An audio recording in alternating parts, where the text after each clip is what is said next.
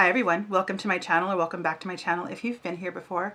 Please subscribe if you haven't yet already. There's a red button beneath me somewhere, and if you click on that you'll be subscribed to my channel. There's also a white bell next to that, and if you click on that you will get an alert every time I upload new content, which is super duper. And if you like this video, please give it a thumbs up. That would make me very happy. Today's video is a get ready with me talking about the American Horror Story cult episode Drink the Kool-Aid, and the palette that I'm using in this episode is Tom Ford Nude Dip. I don't want to blind you, but that's the palette that I'm using. So if you'd like to see how I got this look and talk a little bit about American Horror Story cult Drink the Kool-Aid, please keep watching. All right, I've already gone in with my Milani Make It Last setting spray, and I'll put down some NARS Pro Prime Smudge Proof eyeshadow base.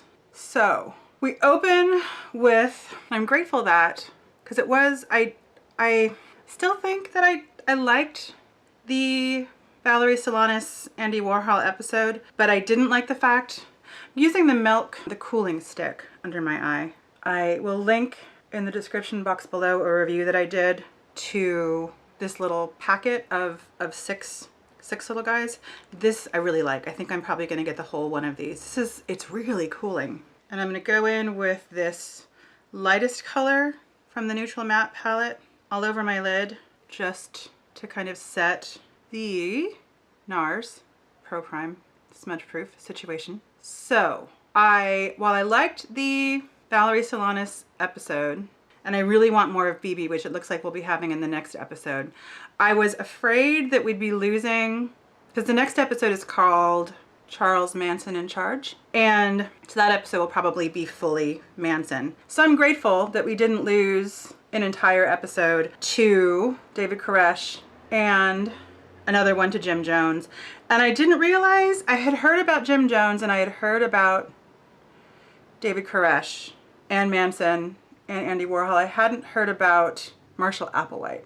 So we begin with him talking to his, this is really pale, but that's okay. It will just be, I think that I'm paler than I am sometimes. All right, so yes, so we see him as, now going to go in with this peach color kind of at the very end.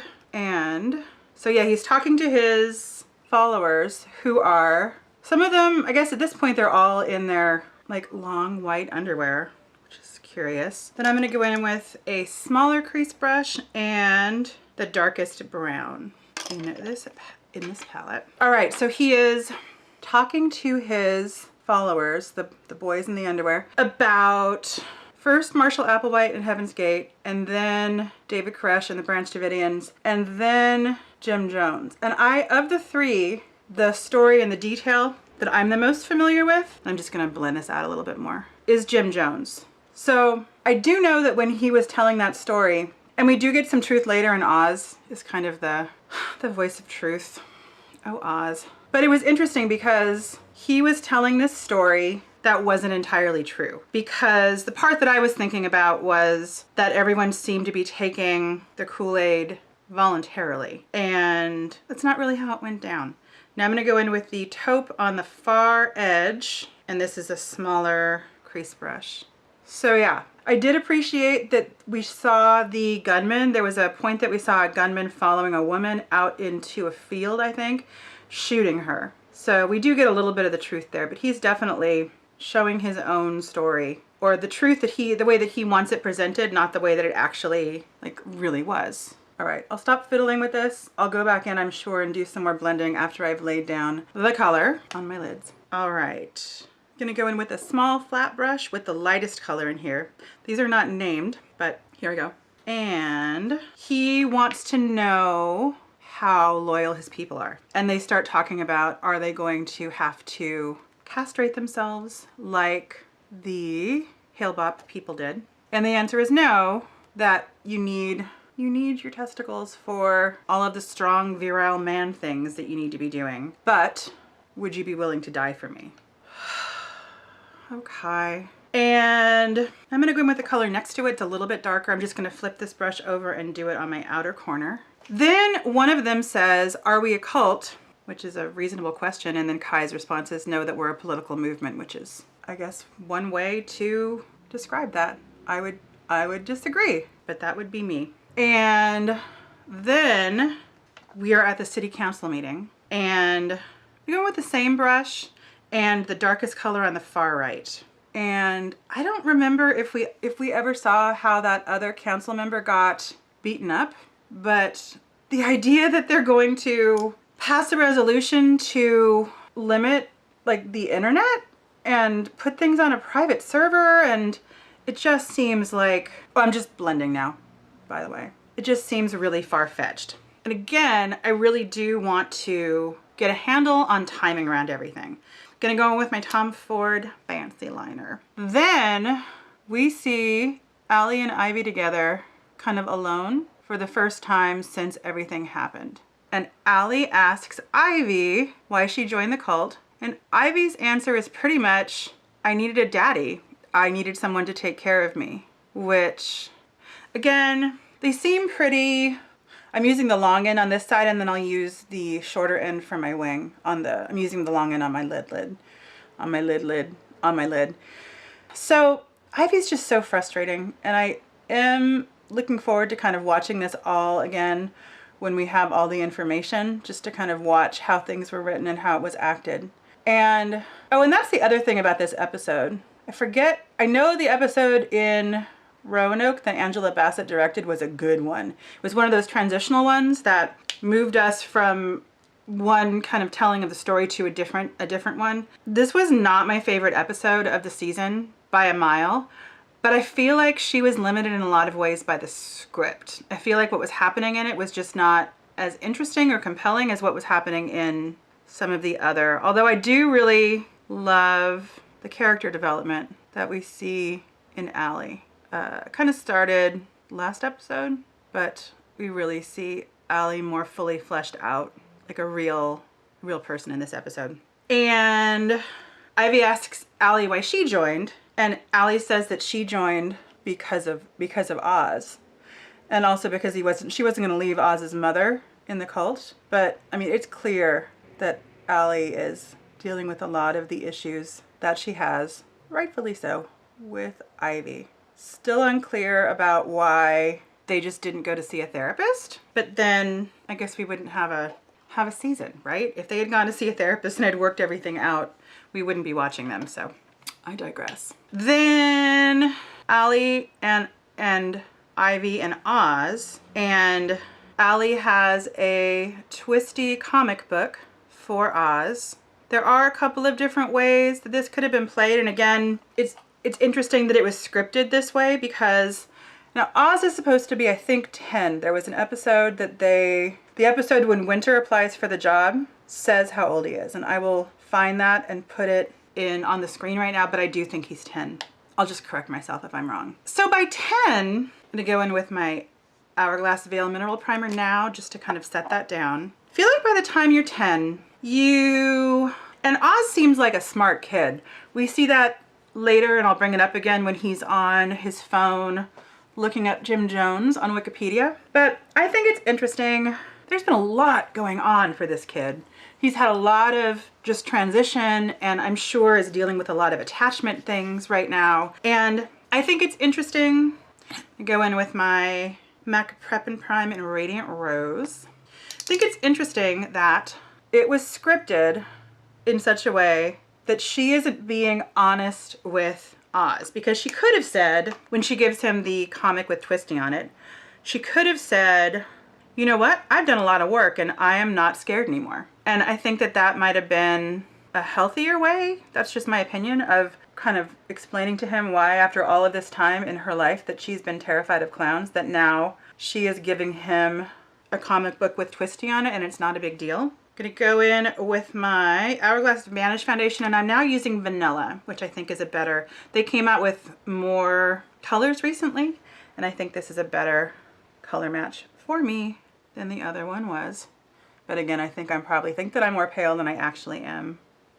So yeah, so she gives him the twisty comic book, but kind of just misses it when he's saying, you know, why are you doing this? He's on the cover and whatever. Just there were a couple different ways to deal with that. And I just think it's interesting that that was a choice that they made. And he says that he misses her, or missed her, and she says that she missed him too. And then we see Winter, and Winter says, "I'm really sorry. The election made me lose my mind. I thought that all I needed was my family, but then he killed Vince." And she says she's sorry, which is just, I guess that, I mean, it's nice to say you're sorry, but there's a point that you get to that you just, I don't know that you can really get past ruining someone's life quite like she did, and kind of moving in on her wife and bringing her wife into a cult and all of those things. I don't know if you can really ever apologize completely for that. But and then Winter wants to get out of the cult with them, and she has a 14-step WikiHow article on how to escape from a cult. And then the fascists come over. So at this point it's just Winter and Ivy and Allie and Oz. So it's this partnership kind of, and the nanny. But these guys are just like threatened by these women, which is interesting. Secret brightening powder and my fancy Hakahodu brush. So the fascists come to the house and say that they have to come to the basement. So they do. And then Beverly, God bless her, just attacks Winter. Obviously, I would too. And then there's the Kool-Aid test. And that's something I have a problem with. Not in terms of this episode, but in terms of people using that term, like drink the Kool-Aid. It's like, because the term does come from Jonestown.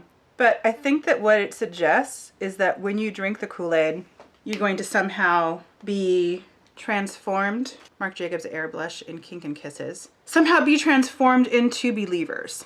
And that's not how the drinking the Kool-Aid worked, because when they drank the Kool-Aid, they were committing suicide. So never really understood how the phrase drink the Kool-Aid became synonymous with taking something on, believing something completely. Kevin Aquan, the sculpting powder. So yeah, then the Kool-Aid, and I was pretty sure that wasn't going to be real because this was not supposed to be a paranormal season. Because we could have had like a ghost house or ghost basement, but I didn't think that was where we were headed. And it seemed like it was more going to be something about loyalty. But then poor Beverly, who just wants out. And there was nothing in the Kool-Aid except the promise that we are in this together. That's a lot. Charlotte Tilbury, Film Star Bronze and Glow highlighter. So then we are back and Allie is packing.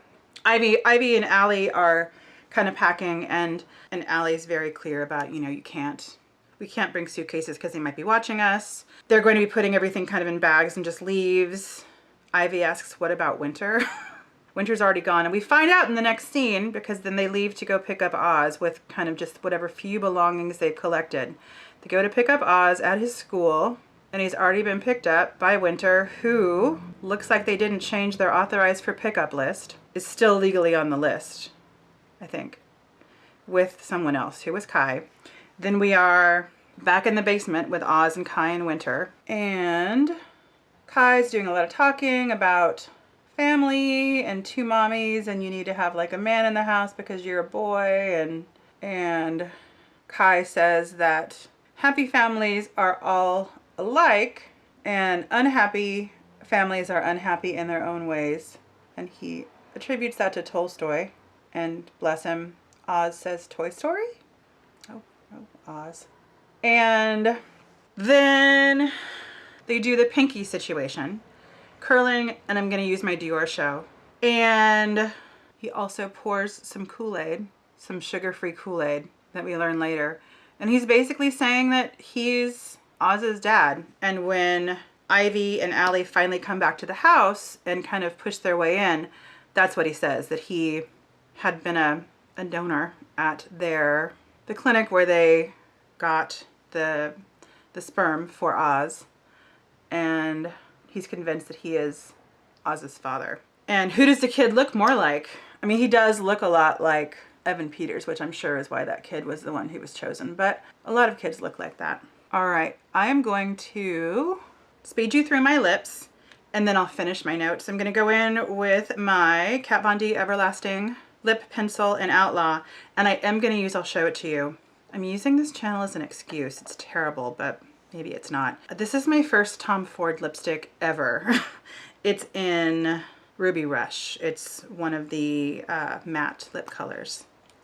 And it's never been used. I'll show it to you. Very excited. So I'm gonna line with the Kat Von D lipstick with this. I'll fast forward you through it and then I'll finish my notes.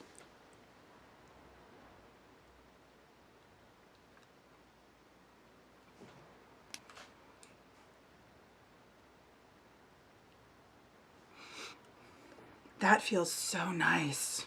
Has kind of a minty vanilla flavor, and wow, that is some fancy lipstick. I'll be using the heck out of that. Charlotte Tilbury Airbrush Flawless Finish Powder. Another squirt with my Milani.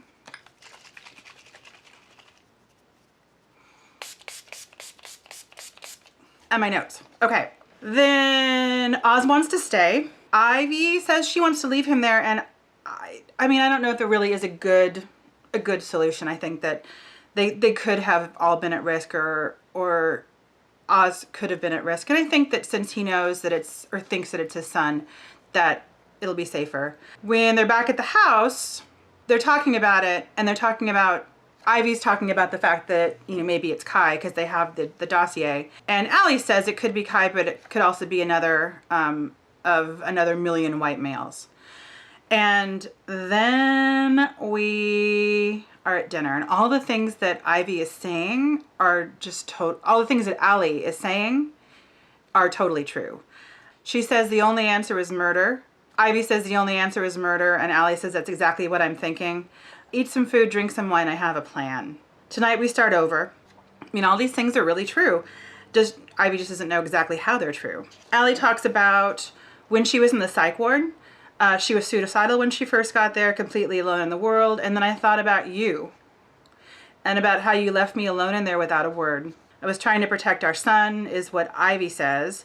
And Allie says, you were trying to get him away from me. It was desperately hard to make those fears go away. All of the fears that she had, all of the phobias and anxieties, and just the fear of being alone and isolated and everything. And you need to fill that hole with something else, and I chose revenge. You tried to make me go crazy. You tried to take my son away. You let the babysitter seduce you. You let Kai into our lives. Revenge cured me. And Ivy says, you think you're cured? I wish you were. This is the woman that I've always wanted. You're all bluster with no follow through. You'll revert back to what you really are. I'm not afraid of you. You'll never do anything to me. I already have. Okay, arsenic. And it's kind of amazing.